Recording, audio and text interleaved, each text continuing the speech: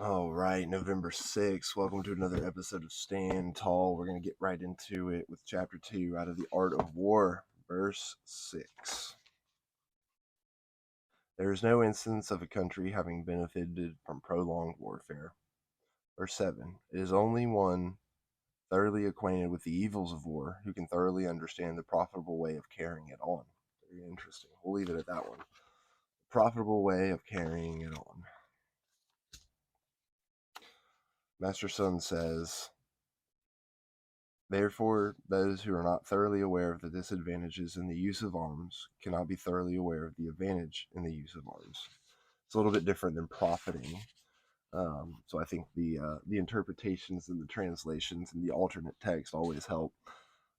Li Kuan says, advantages and disadvantages are interdependent. First, know the disadvantages, then you know the advantages. GLN says, when the generals are haughty and the soldiers are lazy, in their greed for gain, they forget that there may be an unexpected turn of events. This is the greatest disadvantage. Being overconfident. Du Yu says, this means that if you are planning to mobilize your forces and embark upon a campaign, if you do not first think about the calamities of danger and destruction, you will not be able to reap any advantage. So it's like war is detrimental in like so many ways. He just talks about how expensive it can be and the toll emotionally that it takes on soldiers. Now he's saying like this is all stuff that like has to be taken into account if you're going to be in warfare.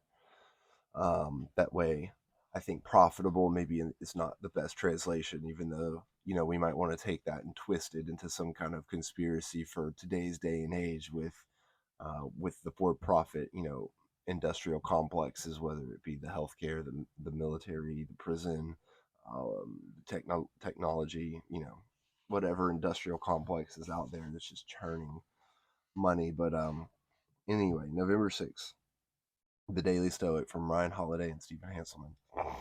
If the breaking day November 6th, someone else is spinning the thread. If the breaking day sees someone proud, the ending day sees them brought low. No one should put too much trust in triumph. No one should give up hope of trials improving. Clotho mixes one with the other and stops fortune from resting, spinning every fate around.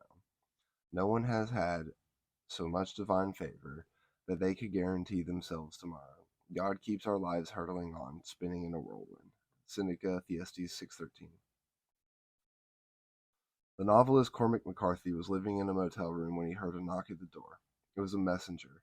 He'd been awarded the MacArthur Genius Grant and $250,000.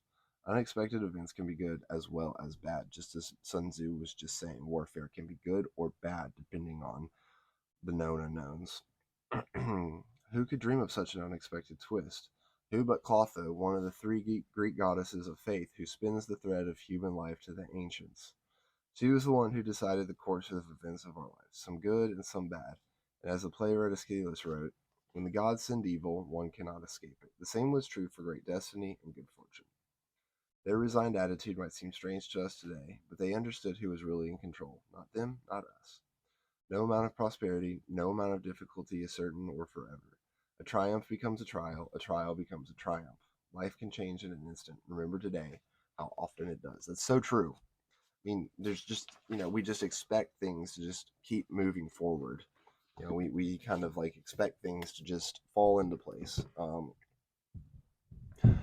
Like even as a business owner, um, like my triumph is turning into a trial. I have had a lot of recent successes, and I've got so many leads in the pipeline that I'm almost having trouble scheduling it all and getting it all figured out because it's just the nature of the game. I mean, these are, it's not like something that you can just like get on it either and close the deal. As an electrician, all of this involves, three parties a lot of times, like the client, myself, and the electrical company. And so it's in coordinating all three of these that things can get really tricky. And like this morning, I'm meeting with an engineer, and the the whole plan that we had for the contract for this remodel on this house was like set to go. But like this meeting with the engineer, based on what we've heard on the phone, everything could be like completely changed. So we're going to go and have that chat.